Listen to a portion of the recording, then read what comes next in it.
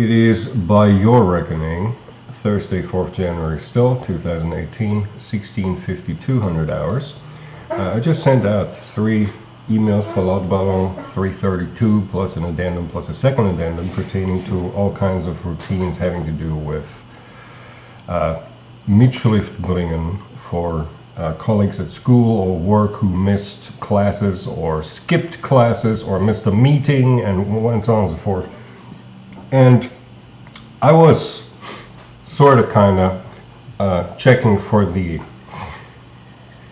not sure how to put this, for the shaking that it causes in the zero dimensionality when unexpectedly I realized something very interesting. Because I was thinking through what does this mean for individual places and how might they have played these routines in individual places in the world, individual countries in the world, and so on and so forth. And it occurred to me something very fascinating with absolute clarity and you know, I think I mentioned in the past how I don't hear a chiming noise, but how I can hear truth reverberate, is that the word? And it did in this, namely very loudly. Albionts are so protected by me having liberated all of Albion. That has to do with what I explained about Albion in the past, how the 16th Duke of Norfolk succeeded to put Albion into some kind of magic slumber, and so on and so forth, and me liberating it and me being the sole true ruler of Albion, which I ain't gonna become the first free mankind public election and so on. I have no intention of ruling Albion or any such, right? I am Prime Minister of Holland, not of Albion, but currently, of course, I'm ruling everything. And I realized that the Albionts are so protected that even on North America, where I made it clear in the past that all of North America will be annihilated, including any such who chose to go. Chose is a relative term, I'm aware of that, but it doesn't really matter how relative a term it is. Any who weren't even born in North America but decided to become American, going there and so on and so forth. The interesting thing is that Albionts are exempt from that. And not, please get this right, not because I take them out of that, but because it occurred to me with absolute clarity that my protection over all Albionts, that's what I call them, Albionts, TS at the end, people from Albion, you know, English, Welsh, and the Scottish, that all Albionts are so protected that they are not a subset of those who been Americanized, so to speak. Namely, not even if they chose to go for a US citizenship, which, as I've explained in the past, is at the very least since Reagan won, if not since Carter, fictive anyhow, because the USA got abolished then, that USA citizenship ain't worth nothing. So not even those.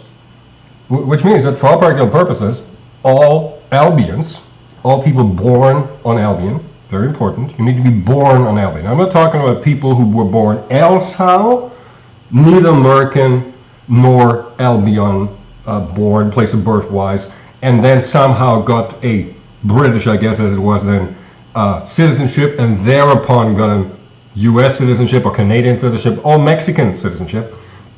Or in the case of Greenland, Danish citizenship, and I think now we covered everything.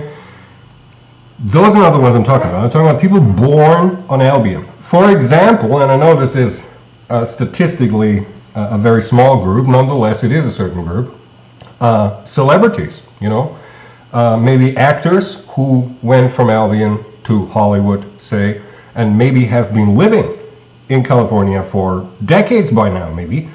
They're actually protected. Now, I won't wait with obliterating all of North America until every last one of them was so kind to get his ass out of North America, mind you. If they get obliterated along, annihilated along as, what is it called? Tip of my tongue. Collateral damage, tough luck, but they are allowed out of America.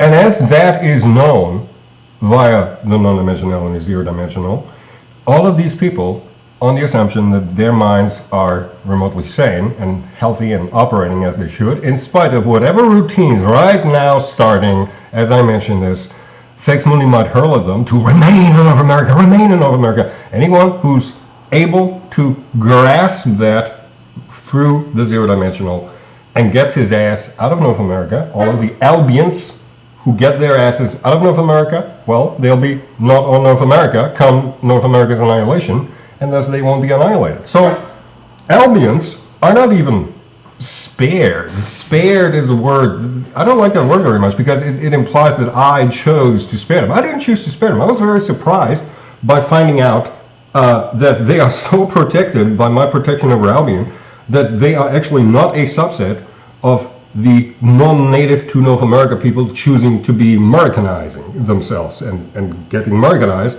who will get annihilated along with all the native North Americans. Albionts are exempt. I find that very interesting, and so interesting in fact that I decided to tell the world of this. Thank you.